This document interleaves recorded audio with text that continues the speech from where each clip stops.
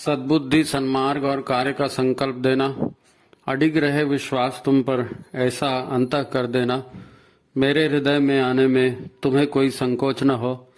हे गुरुदेव, मुझे नजरों से दूर कभी न होने देना। हे गुरुदेव, मुझे नजरों से दूर कभी न होने देना। नमस्कार, गायत्री चिंतन धारा के इस विशेष एपिसोड में आप सभी का स्वागत है। आशा है आप स्वस्थ होंगे, प्रसन्न होंगे। मित्रों, ये वीडियो हम इसलिए बना रहे हैं कि ये बड़ा महत्वपूर्ण अवसर है और हमारे हाथ से धीरे धीरे निकलते जा रहा है। पितृपक्ष चालू होते आज एकादशी हो गई। आज जब हम रिकॉर्ड कर रहे हैं तो आज एकादशी है ना। अमावस्या को पितर खत्म हो जाता है, नवरात्र चालू होती है, सर्व पितृ मोक्ष अमावस्या को, है ना, 14 तारीख को। लेकिन जो महत्व इस उत्सव को, इस पूजा को, इस कर्मकांड को दिया जाना चाहिए, वो वैसा महत्व नहीं दिया जा रहा है।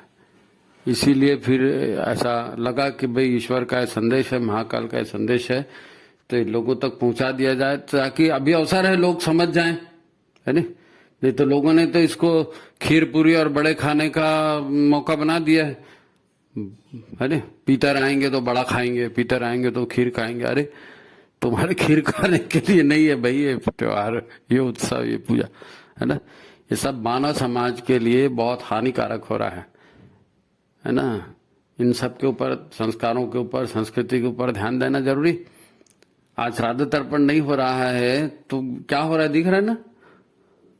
उल्टे सीधे आदमी पैदा हो रहे हैं, उल्टी सीधी आत्माएं धरती पर अवतरित हो रही हैं, उल्टे सीधे काम कर रही है? प्रकृति नष्ट, पर्यावरण नष्ट, इंसानियत नष्ट। नर्क और क्या होता है? नर्क यही तो है। प्रकृति, पर्यावरण, इंसानियत सब नष्ट हो जाता है और सब दुखी पीड़ित होते हैं, फिर वही नर्क है। तो फिर सीधी सी बात है, जो मानसिक रूप से पशु बन चुके हैं, है ना, जिनके भीतर सुधार की कोई गुंजाइश नहीं है, जिनके लिए संस्कृति और संस्कार एकदम फालतू बात है, उन लोगों से निवेदन है कि वीडियो अभी बंद कर दें। ये वीडियो उनके लिए नहीं है, उनको वो नहीं देख पाएंगे, इसको नहीं सुन पाएंगे, है नहीं। और जिनके हृदय में शुद्धता है, विवेक है, वैज्ञानिक सोच है, अभी बाकी है ना, जो सच को जानना चाहते हैं, ये वीडियो उनके लिए है। जीवन को विवेकपूर्ण ढंग से जीना चाहते हैं, उनके लिए महाकाल का द्वारा प्रदत्त एक सुअवसर है ये वीडियो, क्योंकि अभी 4-5 दिन बचे हैं। अभी आप अपनी श्रद्धा भावना से काफी कुछ कर सकते हो, है नहीं। तो इस अवसर को बिल्कुल ना चूकें और इस अवसर का पूरा लाभ जरूर उठाएं। तो ठीक है, आज का वीडियो शुरू करें। इसके पहले आप लोग वीडियो को लाइक कर लें, शेयर कर लें, जिन्होंने सब्सक्राइब नहीं किया वो सब्सक्राइब भी कर लें, है नहीं। तो अपन आज के विषय पर आते हैं, है ना। चलो ठीक है मित्रों, ये पूरा विश्व ब्रह्मांड जिसमें हम जी रहे हैं, ये भौतिक ऊर्जा और दैवी चेतना, इनका सम्मिश्रण है। क्या है? भौतिक ऊर्जा और दैवी चेतना का सम्मिश्रण है। प्रकृति और चेतना का, प्रकृति और परमात्मा का, है ना। इसी को परमात्मा चेतना किसको कहते हैं? चेतना, परमात्मा, चेतना, परमात्मा सब एक ही नाम है नहीं। तो कुछ लोग इसी को रई और प्राण का संयोग भी कहते हैं। तो अपने अपने ढंग से बहुत सारी शब्दावलियां हैं, अलग अलग जगह उनका उपयोग होता है, सबका अपना अपना विश्लेषण है। लेकिन सार बात सबकी वो यही है कि ये पूरा ब्रह्मांड ही एक जीवन है। पूरा ब्रह्मांड, जितने भी ग्रह नक्षत्र हैं इसमें है ना, ये सब दृश्य अदृश्य जगत पूरा का पूरा मिला के एक जीवन, एक लाइफ, एक इकाई है पूरी की पूरी। और इसमें दृश्य जगत और अदृश्य जगत दोनों का समावेश है। जीवन में दृश्य और अदृश्य दोनों का समावेश है। अब कोई दिख नहीं रहा है इसका मतलब नहीं है, ऐसा नहीं है। दिख नहीं रहा है तो उसको देखने के अलग तरीके हैं, उसका आयाम अलग है नहीं। यही प्रकृति और परमात्मा का, शरीर का और जीवात्मा का खेल कहलाता है। प्रकृति और परमात्मा का, शरीर और जीवात्मा का खेल कहलाता है। ये जीवन है। स्थूल जगत में ग्रह, नक्षत्र, पहाड़, पंचतत्वों की प्रकृति, सारा ये निर्माण है, पूरा स्थूल जगत है। और सूक्ष्म जगत में भी सूक्ष्म ऊर्जाएं हैं, सूक्ष्म संरचनाएं हैं, सूक्ष्म व्यवस्थाएं हैं, है ना, मन, बुद्धि, चित्त, अहंकार, आत्मा, प्राण, स्वभाव, संस्कार, ये सब सूक्ष्म जगत की बातें हैं। अब कोई माने या ना माने, ऐसा कोई फर्क नहीं पड़ता। सच्चाई इससे नहीं बदलती कि हम नहीं मानते, नहीं मानते तो मत मानो, है ना। तो सृष्टि के निर्माण से आज तक प्रकृति जो है लगातार बदलती रही है, लगातार। किसी समय धरती पर डायनासोर चला करते थे, किसी समय वो दो हाथी वाले, दो दांत वाले हाथी होते थे, बड़े पुराने जमाने के उड़ने वाले बड़े बड़े पक्षी जैसे जानवर होते थे डायनासोर के जमाने में। वो भी पंचतत्व की रचनाएं थी, उनमें भी प्राण था, वो भी जीव थे। तो प्राणियों की कई प्रजातियां सृष्टि के निर्माण में बनी और लुप्त हो गई, परंतु चेतन आत्मा, चेतना की अनंत यात्रा ये लगातार जारी है। ऐसा कहते हैं ना 84 लाख योनियों से मनुष्य की आत्मा है। तो 84 लाख योनि मतलब ये हर तरह की, जब से सृष्टि बनी है, जब से जीवन बना है, तब से प्रकृति है स्थूल पदार्थ के रूप में, वो बदलते रही जाती है अपना रूप हर जगह, है ना भाई। हम खुद भी पैदा हुए तो हम तो 1.5 किलो 2 किलो के थे, आज 50 60 70 80 100 किलो के हम हो गए हैं। तो ये प्रकृति है, शरीर हमारा उसका प्रतिनिधि है, और चेतना तो वही है। यानी आज कोई अपने आप को बुढ़ा मानता है क्या? सब अपने आप को बच्चा ही मानते हैं, है ना। तो चेतना एक अलग अस्तित्व है, प्राण एक अलग अस्तित्व है, और प्रकृति का एक अलग अस्तित्व है। ये इसकी अनंत यात्रा चल रही है ना। प्राणियों की कई प्रजातियां इसमें बनी और लुप्त हो गई। लाखों करोड़ों वर्ष से परमात्मा चेतना जो जीवन के रूप में है नी, वो उसी से स्थूल प्रकृति का भी निर्माण उसी से हुआ है। तो परमात्मा में वापस जाने के लिए सारे के सारे प्रयासरत हैं। ये ईश्वर का अपना जीवन है सबका। ईश्वर ने कठोर नियम से इसका रेगुलेशन बना कर रखा है, इसलिए उसको विधाता भी कहते हैं परमात्मा को, है नहीं। बड़ा कठोर विधान है परमात्मा का। परमात्मा के विधान से कोई बच नहीं सकता, कोई चूक नहीं सकता। तो विधि के विधान में, परमात्मा के अनुशासन में ही ये सारा संसार चलता है, और ऑटोमेटिक रूप से चलता है। ये सृष्टि पूरी की पूरी यज्ञ रूप में बनी है। यज्ञ माने दूसरों को कुछ न कुछ देना, दूसरे को जीवन देना। दूसरे को जीवन देते हैं तो अपना भी जीवन चलता है, क्योंकि हमको भी कोई जीवन देने वाला है ना। नदी, पहाड़, माता पिता, गुरु, वृक्ष, वनस्पतियां, ये सब हमको जीवन देती हैं, हम भी इनको जीवन देते हैं। उनकी छोड़ी हुई ऑक्सीजन हम लेते हैं, हमारी छोड़ी हुई कार्बन डाइऑक्साइड वो लेते हैं। हमारा सारा पानी बह के समुद्र में जाता है, समुद्र सारा पानी बह के हमको वर्षा के रूप में वापस करता है। तो ये सब कल्याणकारी योजनाएं, सारे जीवन इसी में चलते हैं, सारे इसी में चलते हैं। तो यहाँ स्वार्थ वाली कोई बात नहीं, परमार्थ को ही स्वार्थ समझाइए अगर समझना है तो कभी भगवान स्वयं किसी को दंड नहीं देते, और अगर किसी को दुख, पीड़ा, मुसीबत है तो ये उसके कर्मों का फल है, उसके कर्मों का फल है। हम जैसा करेंगे वैसा हमको परिणाम मिलेगा, और परिणाम 2 रूप से मिलता है, एक कर्मों का परिणाम और एक कर्मों के संस्कारों का परिणाम। कर्मों के संस्कारों का परिणाम बहुत से लोग, मैंने ये समझना जरूरी है। मैं आपको पहले इसलिए बता रहा हूं कि आप भाई दुख, जिंदगी से परेशान हो गए, क्या करें, इधर पैसा नहीं मिल रहा है, वो लड़की ने धोखा दे दिया, पत्नी छोड़ के चले गई, और पड़ोसी ने मकान कब्जा कर लिया, जा साले को ऐसा जीने से कोई मतलब नहीं, चलो सुसाइड कर लेते हैं। तो सुसाइड कर लोगे मतलब क्या जीवन खत्म हो जाएगा?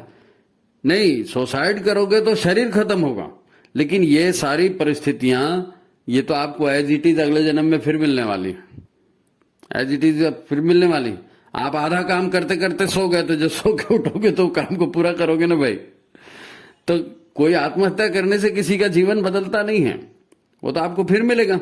तो चेतना और प्रकृति का ये खेल है, ये अगर हमको समझ में नहीं आ रहा है ना, इसी कारण हम लोग पितर पक्ष और ये पितर और इसको भी हम नहीं समझ पा रहे। उसका कारण यही है कि अभी पिछले कई हजारों वर्षों से, कहना चाहिए सैकड़ों वर्षों से, पश्चिमी शिक्षा हम देख रहे हैं ना, तो सूक्ष्म तो है ही नहीं, जो दिखेगा वही है, जो नहीं दिख रहा तो वो है ही नहीं। भगवान नहीं दिखता तो कहाँ है भगवान? ऐसे सवाल जवाब तो सब करते रहते हैं ना, आपको मालूम। लेकिन ये सृष्टि कल्याणकारी रूप से विधि व्यवस्था से चल रही है, कर्मों के परिणाम से चल रही है ना। प्रकृति का विधान टूटता है तो दुख होता है, मुसीबत होती है, दर्द मिलता है। प्रकृति का विधान, प्रकृति का सिस्टम टूटा माने परेशानी आई, तो सिस्टम को चलते रहना चाहिए और अच्छे ढंग से चलते रहना चाहिए, सबके हितकारी, है ना। ईश्वर हमें सन्मार्ग पर चलाने की चेतावनी देता है तो भी ठोकर देता है। कभी कभी ठोकर इसीलिए मिलते हैं कि भाई हम सुधर जाएं, उसकी करुणा है। तो करोड़ों वर्षों से ये जीवन है ना, पशु, मनुष्य, दिव्य मानव, ऋषि, देवता आदि के रूप में चेतना लगातार विकसित होते जा रही है ना। कीट पतंग बने, फिर पशु बने, फिर पशु से फिर विकसित पशु बने, फिर मनुष्य बने, फिर दिव्य मानव, ऋषि, देवता। ये डेवलपमेंट है ना, ये चेतना का विकास। शरीर का विकास एक कोशीय प्राणी से लेकर के बहुकोशीय प्राणी तक है। चेतना का विकास है ये जो आपको बताया कि भाई ये कीट पतंग से लेकर के भोग योनियों से लेकर के तो कर्म योनि मनुष्य तक, और मनुष्य के बाद में फिर सत्कर्म करेगा तो दिव्य मनुष्य, ऋषि, देवता, ये सब है ना। तो ये विकास की चेतना की भी यात्रा है। इन्हीं विकास के क्रम को व्यवस्थित और सरल बनाने के लिए कौन से विकास के? चेतना की विकास यात्रा। चेतना का विकास होता है ना। बहुत से आदमी होते हैं आज जो बिना संस्कारों के पैदा हो रहे हैं इसी उल्टे सीधे, तो मनुष्य के रूप में पैदा होकर जानवर जैसे काम कर रहे हैं ना। जानवर भी इनसे अच्छा रहता है कई बार, तो ये जानवर से गए बीते काम करते हैं। तो ये जो चीजें हैं, ये ऐसी व्यवस्था समाज में ना हो, धरती पे ना हो, इसलिए हमारे जो बुजुर्ग हैं, हमारे जो पुरानी पीढ़ी के लोग हैं, जो जिसको हम दिव्य मानव, ऋषि या देवता ये सब कहते हैं, इन्होंने कुछ एक सिस्टम बनाया। प्रकृति का अपना सिस्टम है और ऋषियों का, देवताओं का अपना सिस्टम है। देवताओं ने संस्कार परंपरा बनाई, देवताओं ने परिवार परंपरा बनाई कि आप परिवार में रहिए, है ना, स्त्री पुरुष मिलकर परिवार में रहिए और संतान उत्पत्ति करिए, माता पिता का संरक्षण करिए और सबके साथ तालमेल बना के सुख से आप भी जियो, दूसरे को भी सुख से जीने दो। तो ये परिवार परंपरा, संस्कार परंपरा हमारे ऋषियों ने इसीलिए बनाई। अब हम उसको छोड़ दिए हैं तो अब हमको परेशानी हो रही है ना। यज्ञ और तरह तरह की साधना का क्रम इसी आधार पर चलते आया है, हमारे ऋषियों ने चला कर रखा है। इसीलिए जो है आज तक जहां जहां ये क्रम चला वहां वहां मानव सुखी रहा, संस्कृति समृद्ध रही। और जहां जहां ये क्रम टूट गया तो मिस्र, यूनान, रूनान सब मिट गए। क्या बात है, हस्ती मिटती नहीं हमारी। तो हमारी हस्ती इसलिए नहीं मिटती कि हम आज भी ऋषि परंपरा पर चल रहे हैं, संस्कार परंपरा पर चल रहे हैं, अपनी परिवार परंपरा पर चल रहे हैं। और ये क्या है, सर्वे भवन्तु सुखिना, सब सुखी हो। उसके लिए फिर एक अनुशासित जीवन क्रम, यज्ञीय जीवन क्रम, साधना का जीवन क्रम अपनाना, यह हमारी विशेषता है। इसीलिए तो हम आज तक टिके हैं। जो जीवन देगा उसको जीवन मिलेगा और जो लूटेगा वो खुद मरेगा। तो अभी हम लोग जो है, आज पितृमोक्ष अमावस्या है, पितृमोक्ष अमावस्या आने को है, 4-5 दिन पितरों का आ रहा है। तो हमने आपको बताया ना कि भाई इसको मजा मौज की चीज मत बनाओ, क्योंकि पितरपक्ष आ गया तो आज फिर बड़ा बनेगा, आज फिर बड़ा बनेगा, आज फिर खीर बनेगी, खीर और बड़ा बनेगा, तुमको प्रसाद मिलेगा। ठीक है, प्रसाद खाना, लेकिन ये तुम्हारे लिए नहीं है, ये तुम्हारे लिए नहीं है। हमारे लिए वर्ष होता है 365 दिन का, है नहीं। और जो चेतना शरीर छोड़ के चली गई वो सूक्ष्म लोक में है, पितृलोक में है। तो पितृलोक में, सूक्ष्म लोक में उनके लिए दिन 365 दिन का नहीं है, उनके लिए दिन बहुत बड़ा होता है। हमारा 365 दिन उनके लिए एक दिन है नहीं। तो वो आते हैं हमारे पास, इसी समय आते हैं। हमको लगता है साल भर बाद आ रहे हैं, लेकिन साल भर बाद नहीं आते, और रेगुलर आते हैं, रेगुलर हमारे से उम्मीद करते हैं। और वो हम उनके वंशज है ना, उनका खून हमारी रगों में दौड़ रहा है, उनके कृत्य हमारे रगों में दौड़ रहे हैं। उन्हीं का दिया हुआ ज्ञान, वेद, पुराण, ये सारा उनका दिया हुआ है, सारी संस्कृति उनकी दी हुई है ना। तो उसके आधार पर हम पल रहे हैं ना। क्या होता है, हम पंचतत्व का भोजन करते हैं, हमारे मन, बुद्धि, चित्त, अहंकार प्रकृति से बनते हैं। इसका पर्यावरण का, वातावरण का, संस्कार का उसके ऊपर असर होता है। इसलिए फिर हम चूंकि 84 लाख योनियों से आए हैं, पशु योनियों से आए, तो उसके संस्कार भी प्रबल हो जाते हैं। तो हम लोग कुछ उल्टे सीधे काम भी अपने लाइफ में कर जाते हैं जो नहीं करना चाहिए। अब हमारे यहाँ कहते हैं हमने तो गया में जाके पिंडा चढ़ा दिया। अरे गया में जाके पिंडा चढ़ा दिया, तुमको मालूम है पिंडा माने क्या? जो पिंड चढ़ा रहे हैं, चावल का बनाओ, आटे का बनाओ, जौ का बनाओ, तिल का बनाओ, जो भी उसमें पिंड दे रहे हैं, वो तो आप भोजन के लिए, भाई भोजन के लिए है। वो पौष्टिक पदार्थ हैं, उसमें उड़द है, तिल है, जौ है, ये पौष्टिक पदार्थ हैं। ये पौष्टिक पदार्थ आपने दिया, लेकिन खाली पिंडा चढ़ाने से हो जाता है क्या? भाई साहब, तृप्ति के लिए तर्पण किया जाता है। आपके पितर जो अभी अशरीरी में अवस्था में हैं, किन्हीं कारणों से प्यासे हैं, किन्हीं कुछ उनकी तमन्नाएं बाकी हैं, कुछ उनके संकल्प बाकी हैं, कुछ उनकी इच्छाएं बाकी हैं, तो वो चाहते हैं कि हमारे खानदान वाले हमारी परंपरा को चलाएं और हमको मुक्ति दें इससे।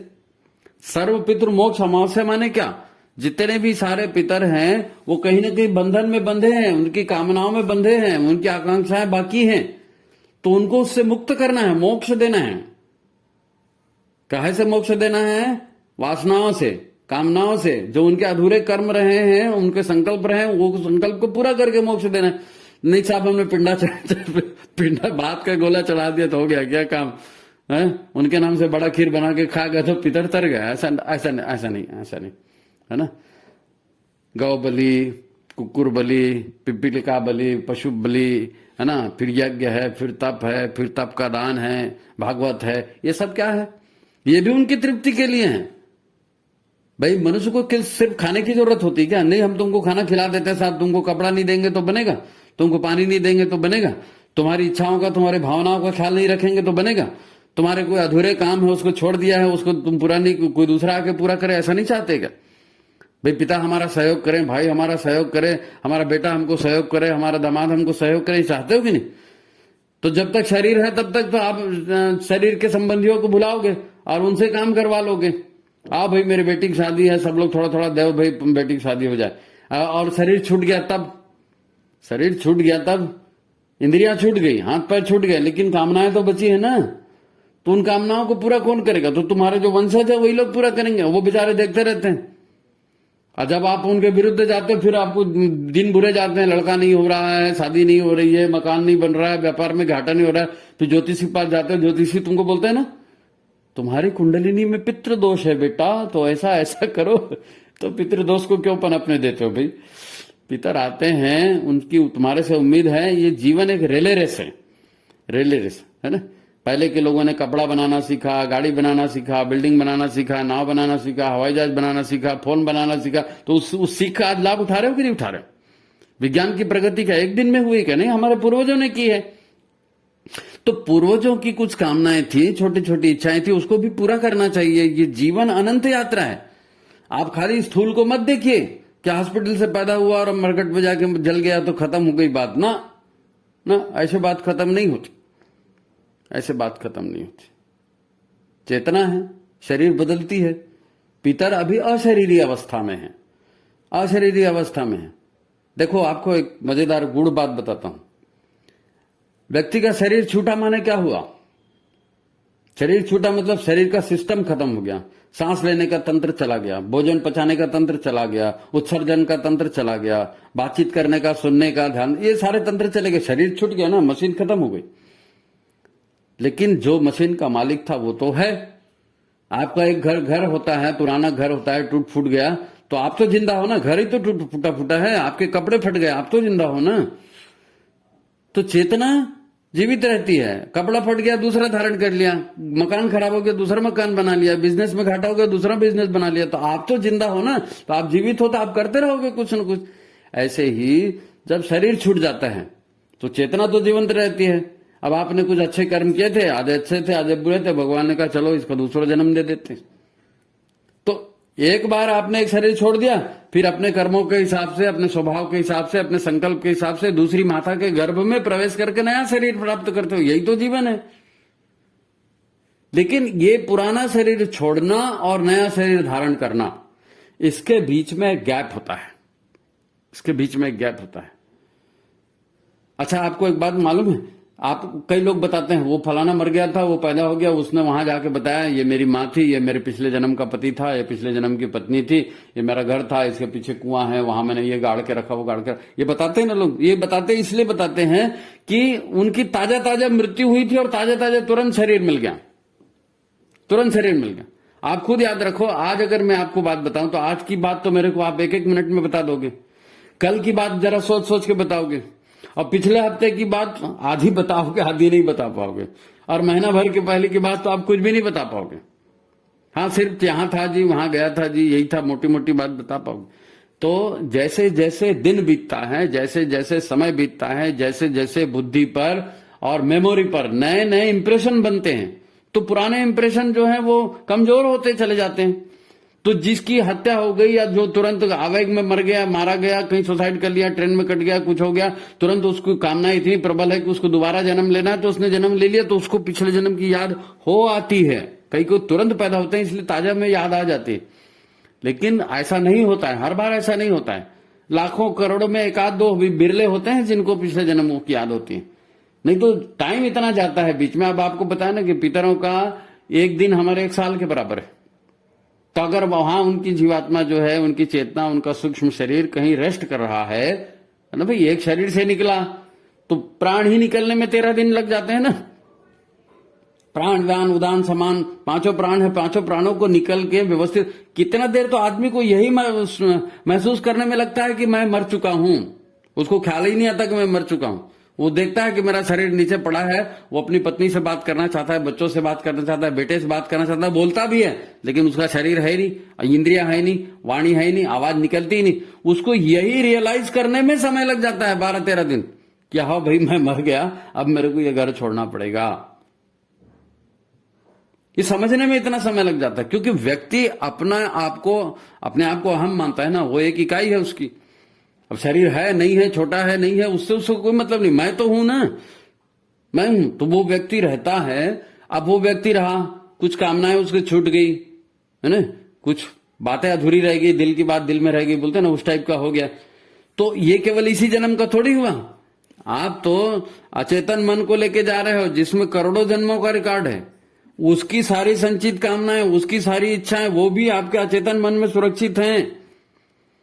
तब एक बार शरीर छूट गया, दूसरा शरीर लेना है, तो बैठ के सोचोगे ना भाई कि कहां जाऊं, क्या चीज जरूरी है, क्या अर्जेंट है, उसको पहले करेंगे। तो इसमें समय लगता है, इसमें समय लगता है। वो बोलते हैं ना लोग, यमराज निर्णय करेंगे। यमराज कौन निर्णय करेंगे? आपके अंदर ही यमराज है, आपके अंदर ही यम और नियम के आधार पर जीवन जीते हैं ना। तो यम, पांचों यम तो है, अहिंसा है ना, आस्ते है, चोरी नहीं करना, हिंसा नहीं करना, सच बोलना, ये नियम है। जो ऐसा नहीं करेगा तो इसकी समीक्षा खुद ही शरीर छोड़ने के बाद आदमी समीक्षा करता है, मेरे से गलती कहां से हो गई, उसने वास्तव में ऐसा किया था, मैंने वास्तव में ऐसा किया था। तो वो जो है एनालिसिस करता है वहां जाके। फिर कई लोगों को पश्चाताप होता है, ओ मैं तो इतने संपर्क में आया, गुरु के संपर्क में आया, साहित्य के संपर्क में आया, मैंने कुछ अध्ययन ही नहीं किया। तो फिर कई लोग बोलते हैं भैया मेरे नाम से भागवत कराओ, मेरे नाम से ये कर दो, मेरे नाम से स्कूल खोल दो, वो कर दो। कई लोग आते हैं, सपना दिखाते हैं।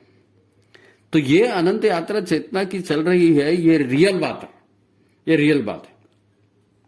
तो अब जब आपकी चेतना वहां रेस्ट कर रही है, एक जन्म खत्म हो गया, दूसरा जन्म शुरू नहीं हुआ, तो रेस्ट पर करने का टाइम कितना लंबा जाएगा उसकी कोई गारंटी है? कोई गारंटी नहीं है, कोई गारंटी नहीं है। वो महीने 2 महीने के अंदर भी जन्म हो सकता है, 15 दिन के अंदर भी जन्म हो सकता है, और 500 साल भी आप रुक सकते हैं। क्योंकि जैसा आपको शरीर चाहिए वैसा मिलना चाहिए ना, वैसे गर्भ मिलना चाहिए। जो बहुत ज्यादा दुष्ट होते हैं उनको गर्भ नहीं मिलता, पिछले वीडियो में अपन ने बताया था ना। और जो बहुत ज्यादा देवतुल्य होते हैं उनको भी गर्भ नहीं मिलता। चालू आदमी बहुत सारे हैं, जनरल क्लास लंबा चौड़ा रहता है। तो किसी के सामान्य आदमी की सामान्य कामना रहती है, वो मर गया तो उसको थोड़े दिन के बाद में उसको नया शरीर मिल गया। लोग यही सोचते हैं पीतर लोग मर गए है ना, पूर्वज लोग मर गए तो दूसरा जन्म तो ले लिया होगा, फिर उनको पानी देके, उनको पिंड देके मतलब क्या है? तुमने सोच लिया दूसरा जन्म मिल गया होगा, लेकिन ऐसा नहीं होता। देखो हमारी मेरी चेतना, एक मुर्गी की चेतना, एक आपकी चेतना, चेतना सारी एक है, आत्मा सारी एक है, परमात्मा का रूप है। वैसे ही मन है हमारा मन है ना, हम सोचते हैं हमारा मन। जब आपकी शादी हो गई तो आपकी पत्नी का मन भी आपके मन से जुड़ गया। जब आपके बच्चे हो गए तो आपकी पत्नी का, आपके पति का, बच्चों का, परिवार का, व्यक्ति का मन, परिवार का मन, समाज का मन, राष्ट्र का मन, कॉस्मिक माइंड भी होता है, ब्रह्मांडीय मन। तो सारा जगत वास्तव में एक है, हम डिवाइड कर रहे हैं ना उसको। ये विज्ञान की बात है। कॉस्मिक माइंड भी होता है, पर्सनल माइंड भी होता है, फैमिली माइंड भी होता है, और नेशनल माइंड भी होता है, नेशनल माइंड सेट। मैं नहीं मानता है, तेरे नहीं मानने से दुनिया बदल जाएगी क्या? बहुत आए तोपचंद यहाँ पे, पैंट पहन लिए, कोट टाई पहन लिए, सोचते हैं हमने मान लिया, हम मान लिया। ऐसा थोड़ी होता है। नहीं माने तो मत मानो।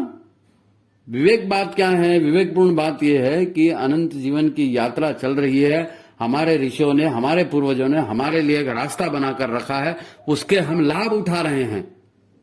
तो उनसे जो गलतियां हुई हैं, उनकी जो कामनाएं, उसको पूरा करने के लिए आगे आना, यह भी हमारा काम है।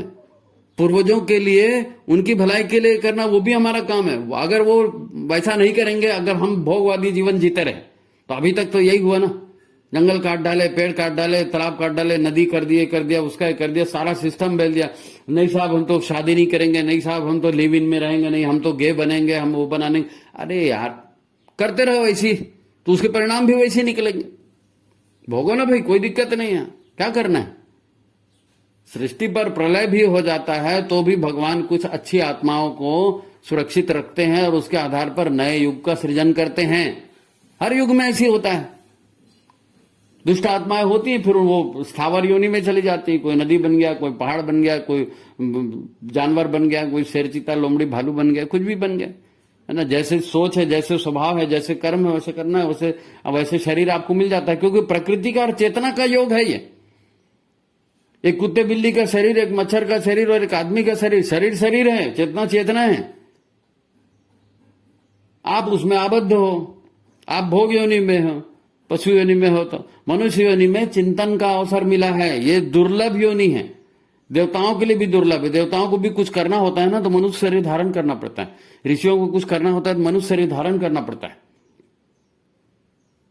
देवता क्या हैं, फिर वो थोड़ी बात लंबी चौड़ी हो जाएगी, लेकिन आप इतना ये जान लीजिए आप कि देवता माने ऐसा कोई नहीं कि कृष्ण भगवान आ गए और सुदर्शन चक्र लेके आ गए और शंकर जी आ गए बैला में बैठ के, नहीं, ऐसा नहीं है भाई। कृष्ण को तो 5000 साल पहले आपने देवता बनाया ना, उसके पहले तो ग्वाल बाल ही थे।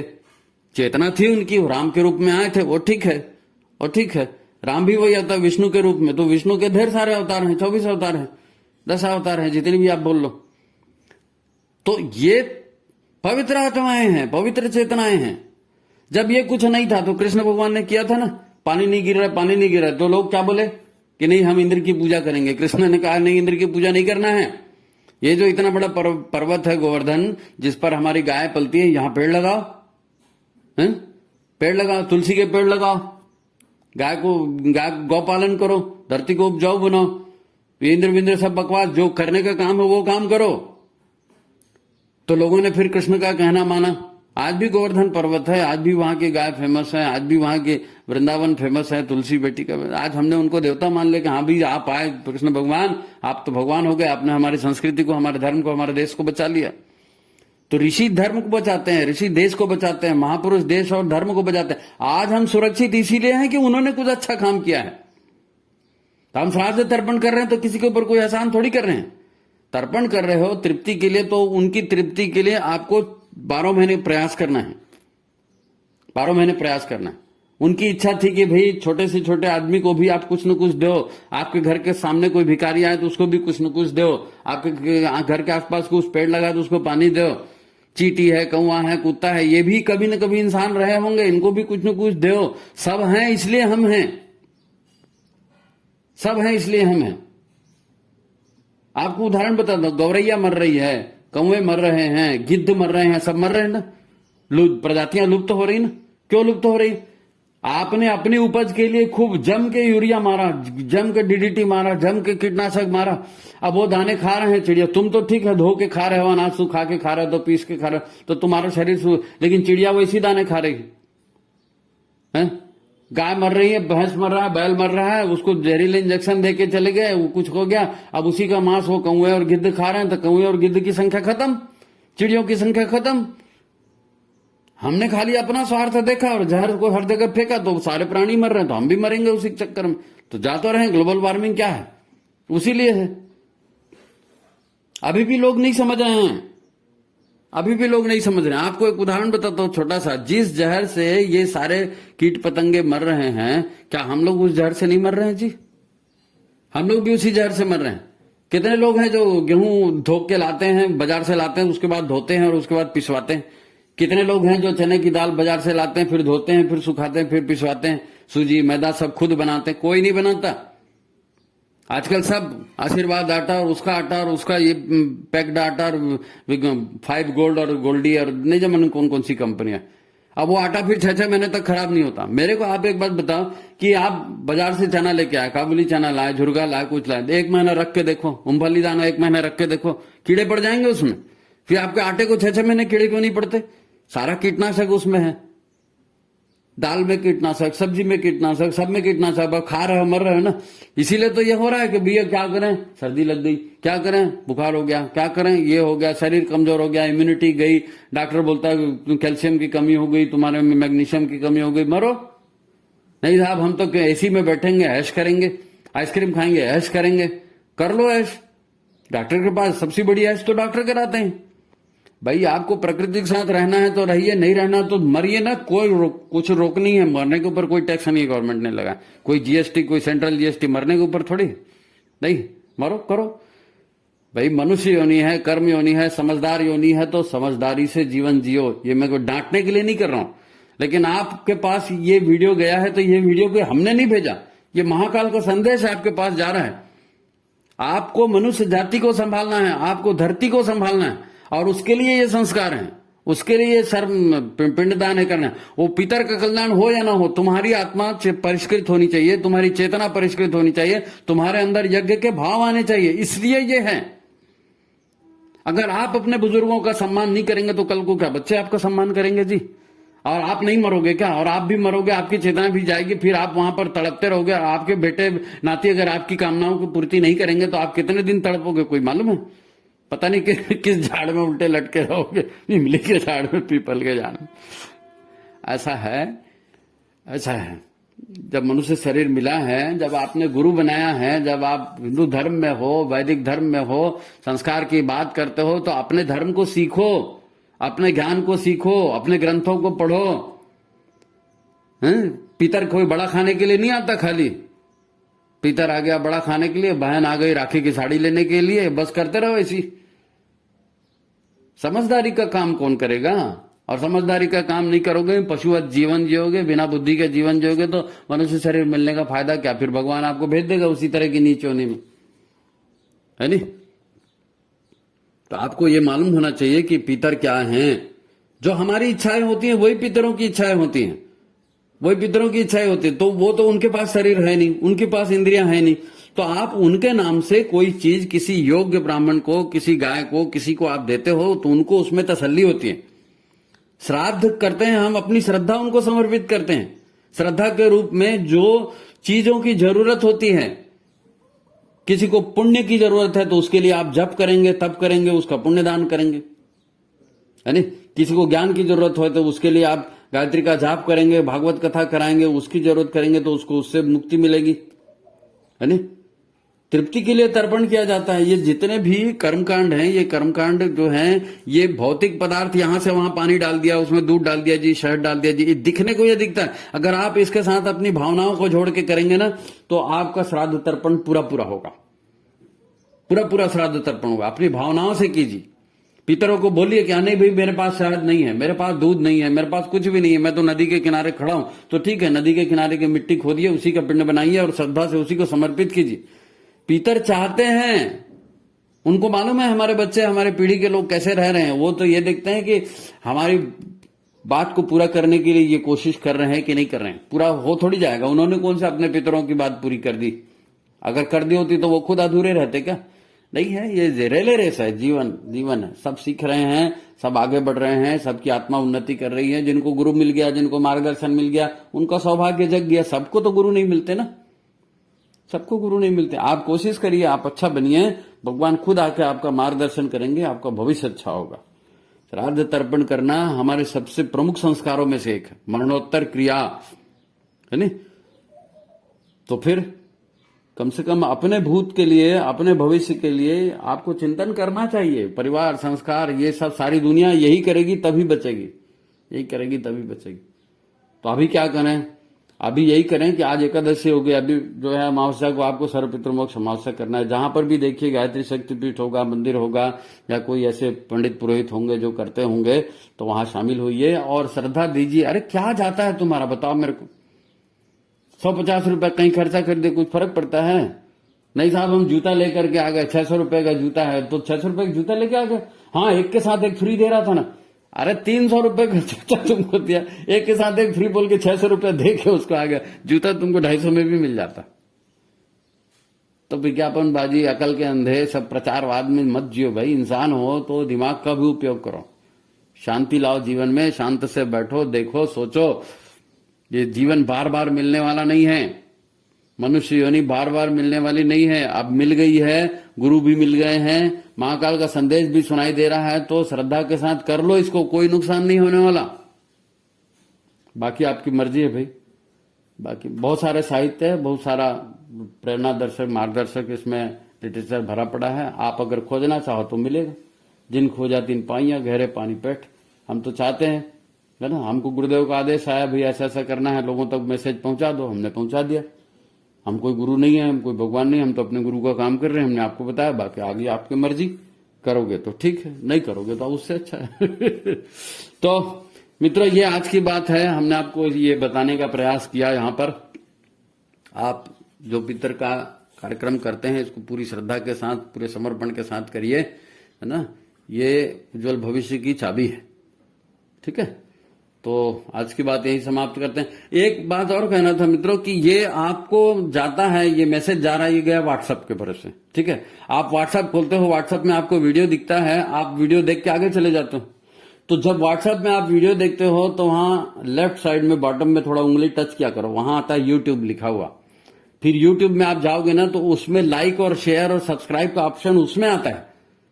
तो व्हाट्सएप में देख रहे हो, ठीक है, उसको कन्वर्ट करो कि यूट्यूब में, है ना। केवल बटन पे आपको हाथ रखना, उंगली रखनी बटन पे। आप जो आपका वीडियो दिख रहा है ना, उसी में लेफ्ट साइड में बॉटम में ऐसा उंगली टच करोगे तो वो यूट्यूब में खुलेगा। फिर वहां आप लाइक करना, फिर शेयर करना। आप लोग, ये संस्कृति की क्रांति की यात्रा है, आपका योगदान तभी बनेगा ना, ज्यादा से ज्यादा लोग देखेंगे, लाइक करेंगे, तो ये इसकी रीच बढ़ेगी, पहुंच बढ़ेगी लोगों तक, है ना। विज्ञान ने मोबाइल हाथ में दे दिया तो खाली पिक्चर देखने के लिए नहीं है भाई, उसका भी कुछ उपयोग करो। तो ठीक है, आप यूट्यूब पर जाइए, लाइक करिए, शेयर करिए, और भी लोगों को बताइए। आज की बात यही समाप्त। सभी का भविष्य उज्जवल हो, इसी कामना के साथ अगले अंक में फिर मिलेंगे। सबको नमस्कार, प्रणाम।